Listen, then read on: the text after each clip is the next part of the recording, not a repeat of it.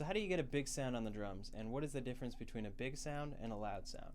So a loud sound is obviously just talking about volume, and if you have a loud sound, there's nothing really good or bad about that. It's loud, it's that volume level, and if it applies to that music, it's cool. But a big sound is talking about more the drums and the resonance and just the fullness of the sound. And for me, when someone plays loud and they have a big sound, that's my favorite. When they play loud and it's kind of harsh sounding, I'm not a big fan. And most people don't like harsh, loud drummers either. But a lot of people just don't realize that the thing that's turning them off isn't necessarily the volume, it's actually the touch on the drums and the harshness versus that nice, comfy, big sound.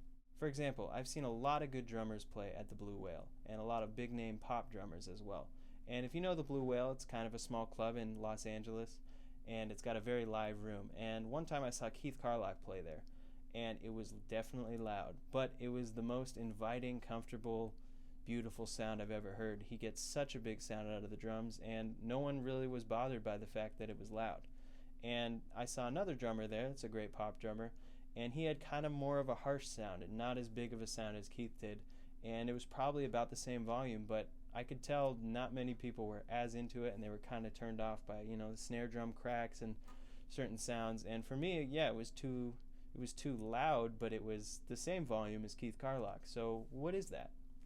Getting a big sound is definitely one of those mysterious things, and I can talk about it a little bit, but it's kind of something just takes trial and error, and it's going to be different for everyone, different for your drums, different for your technique, different for the sticks you're using, different for everything. So the first thing I would do is just make sure you're playing with loose technique, or loose enough, because if you're gripping the drumstick too tight, you're just going to choke the drum and not get the best sound out of it. And a lot of times that choke, when you have that choke at a loud volume versus that open sound at a loud volume, it's just harsher sounding. I'm not sure if this will come across on an internet lesson video, but if you heard this in person, you can definitely hear the difference. Here's me choking the drumstick. And here's loose, same volume.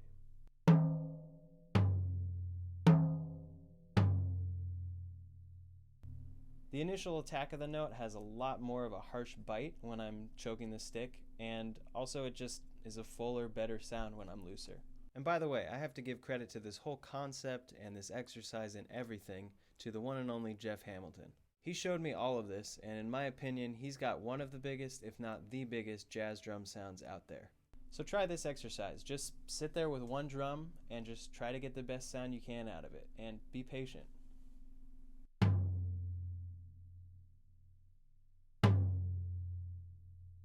So practice this at all volume levels, because a lot of times we practice at medium volumes at home, and then we go to a gig and musically it's calling for us to play loud, and it sounds kind of harsh because we haven't really practiced getting that big sound at a loud volume. So just sit there with each drum and just get the best sound you can out of it, and make little adjustments, maybe to when you're gripping the stick after the attack. Everything. It's going to be technique, it's going to be your drums, and learning everything you can about them.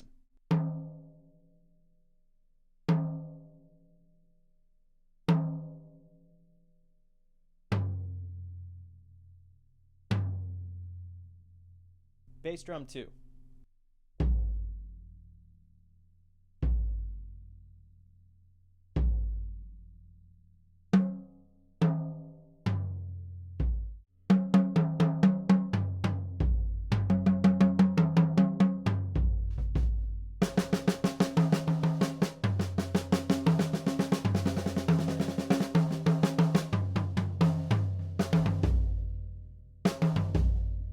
Don't neglect the left hand either. And once again, credit for this concept goes out to Jeff Hamilton. And thanks for watching. Subscribe or follow to stay up to date on all of our new video lessons, and join our mailing list over at learnjazzdrums.co to stay up to date on all the new blog posts, videos, and transcriptions coming your way.